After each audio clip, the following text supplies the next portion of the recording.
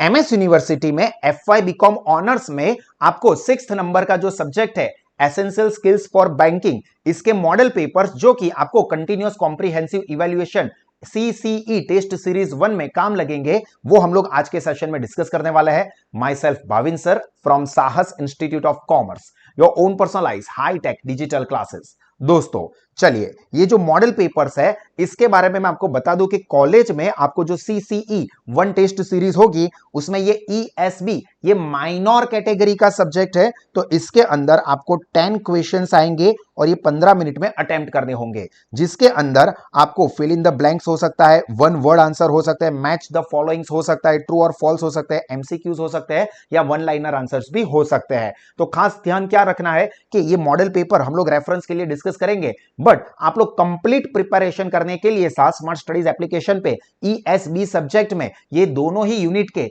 जो वीडियोस रखे, ये हर एक वीडियोस को आपको अच्छे से देखना है ताकि आपकी कंप्लीट प्रिपरेशन हो जाए और कॉलेज में कोई भी क्वेश्चंस आए तो आप अच्छे से अटेम्प्ट कर सके, और ये वीडियोस में काफी कम टाइम में आपकी पूरी की पूरी प्रिपरेशन हो जाती है। तो देखिए, पहले मॉडल पेपर का पहला क्वेश्चन है banking regulation act passed in blank year या इन विच ईयर, इस तरह से पूछ सकते हैं। तो ये तो बहुत कॉमन सा आंसर है कि banking regulation act was passed in 1949। उसके बाद banking branch included in which section of the banking act. देखो, बैंकिंग ब्रांच जो है वो बैंकिंग एक्ट जो कि 1949 में आया था उसके कौन से सेक्शन के अंदर ये बैंकिंग ब्रांच के रिलेटेड इंफॉर्मेशन है, तो याद रखना है सेक्शन 35। आप पूरा लिखोगे सेक्शन 35। उसके बाद third question, overdraft facilities provided in which account by bank. Overdraft, bank overdraft की फैसिलिटी जो है, पहले तो ये बैंक ओवरड्राफ्ट की फैसिलिटी क्या है, तो बैंक में आपके जितने रुपए डिपॉजिट हो उससे ज्यादा पैसे विड्रॉ करने की जो फैसिलिटी मिलती है उसको कहते हैं बैंक ओवरड्राफ्ट। और ये बैंक के करंट अकाउंट होल्डर्स को ये फैसिलिटी मिलती है। 3 टाइप के अकाउंट्स होते हैं, saving bank account, current account and fix deposit या टाइम डिपॉजिट अकाउंट। ठीक है, उसमें करंट अकाउंट होल्डर्स को ये बैंक ओवरड्राफ्ट की फैसिलिटी मिलती है। Then social welfare foundation is arrive in which foundation of the bank. Bank के कौन से फाउंडेशन में ये सोशल वेलफेयर वाला फाउंडेशन कवर होता है, तो इसके लिए आपको बैंकिंग के फाउंडेशंस है उसका पूरा लिस्ट याद रखना है, और उसमें ये आता है यूटिलिटी फाउंडेशन में। क्लियर, यूटिलिटी फाउंडेशन में आएगा सोशल वेलफेयर फाउंडेशन।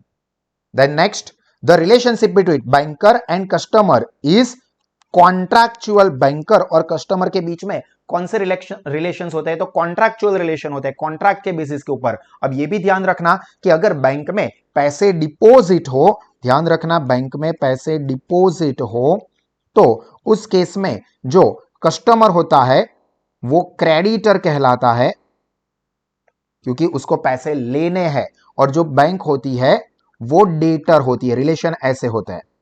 पर अगर कस्टमर ने बैंक में से लोन ली हुई है, लोन ली है, कस्टमर ने बैंक में से लोन ली है, तो जो कस्टमर है वो यहां पर डेटर बन जाएगा और बैंक जो होती है वो क्रेडिटर हो जाती है। ठीक है, तो in case of amount or money deposited by customer in the bank, then the relationship between bank and customer is of blank, तो डेटर्स या क्रेडिटर्स, तो ये ध्यान रखना होगा आपको। ठीक है, चलिए then sixth, state following statement is true और फॉल्स। तो स्टेटमेंट क्या है, retail loans are backbone of the revenue for the bank. जो रिटेल लोन होती है वो बैंक की रेवेन्यू की बैकबोन है, मतलब मेन सोर्स ऑफ इनकम है, तो ये बिल्कुल सही है। तो द आंसर इज ट्रू, जो रिटेल लोन होती है वो बैंक की मेन इनकम का सोर्स होती है।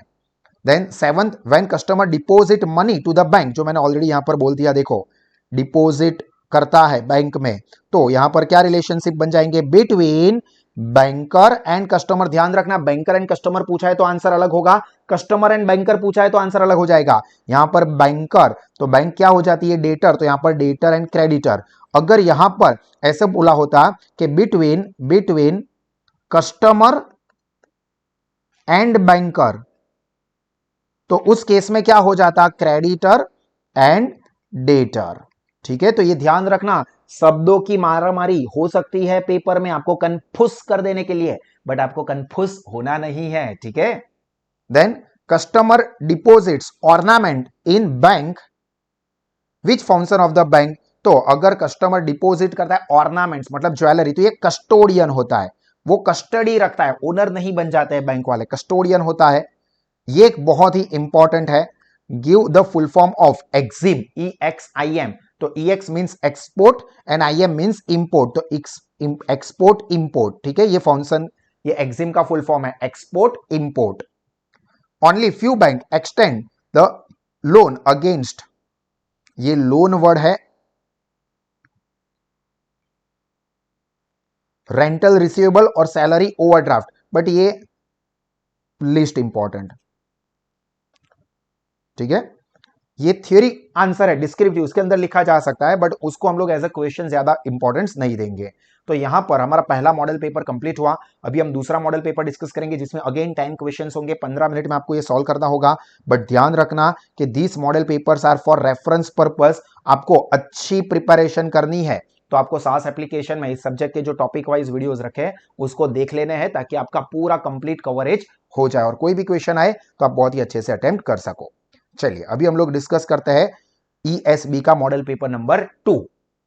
तो देखो IDBI बैंक, पहले तो IDBI का फुल फॉर्म भी आपको काम लग सकता है। चलो IDBI का फुल फॉर्म क्या होगा कमेंट सेक्शन में लिखो।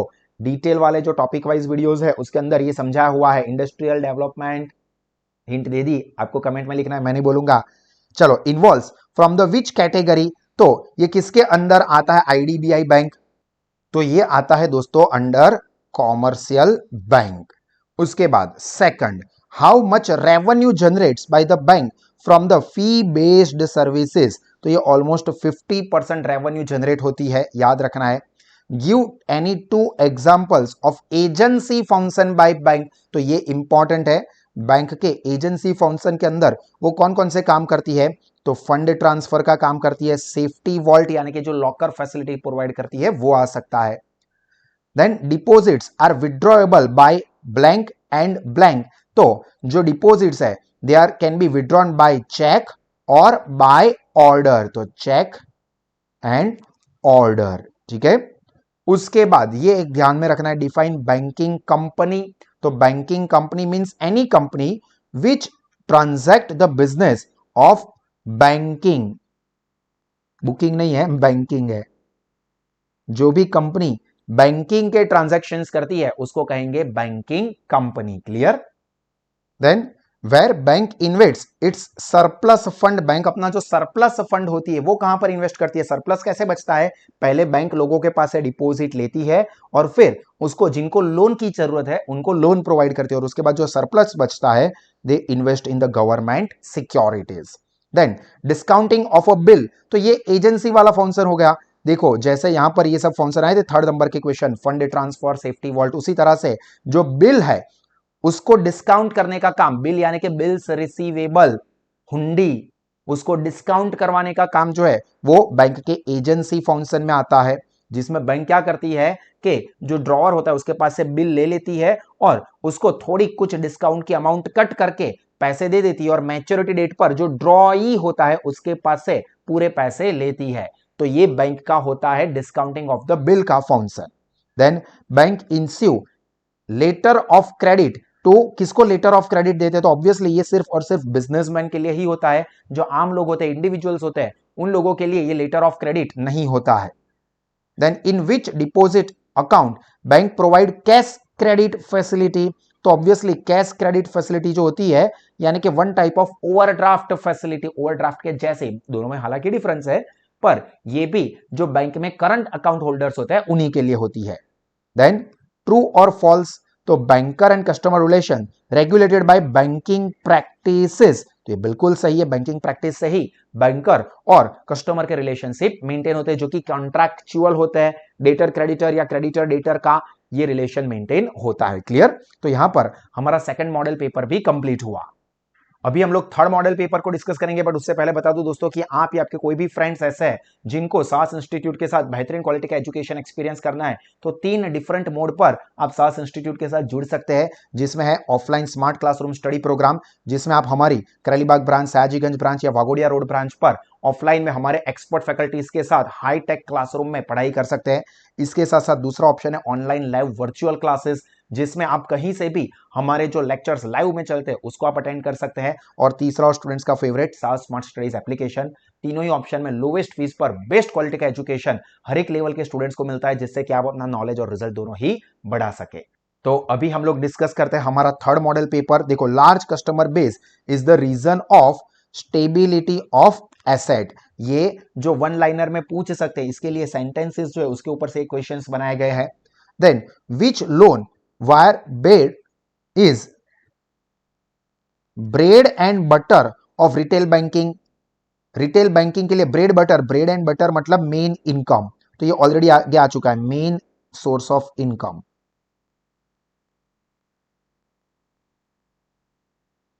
Of banking company. वो कौन सा है मेन सोर्स ऑफ इनकम? तो रिटेल लोन, ये ऑलरेडी आगे आ चुका है। Retail loan is the main source of income या bread and butter for banking company. Then NABARD, इसका फुल फॉर्म इंपॉर्टेंट है। NABARD bank is an example of agriculture bank. Full form of NABARD ये भी पूछ सकते हैं। चलो कमेंट सेक्शन में लिखो क्या आएगा नाबार्ड का फुल फॉर्म। बहुत ही कॉमन है, ईएसबी के टॉपिक में लेक्चर में ये बोला ही है, हाईलाइट करवाया है पैम्पलेट में, नेशनल एग्रीकल्चरल। चलो आप कमेंट बैक सेक्शन में लिखोगे। Customer insurance premium paid by the bank indicates which relation?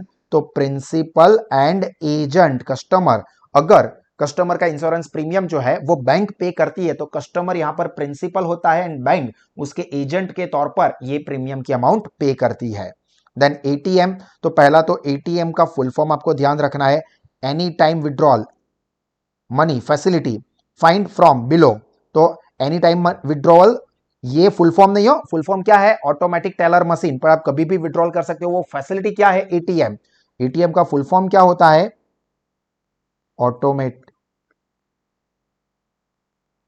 Automated teller machine.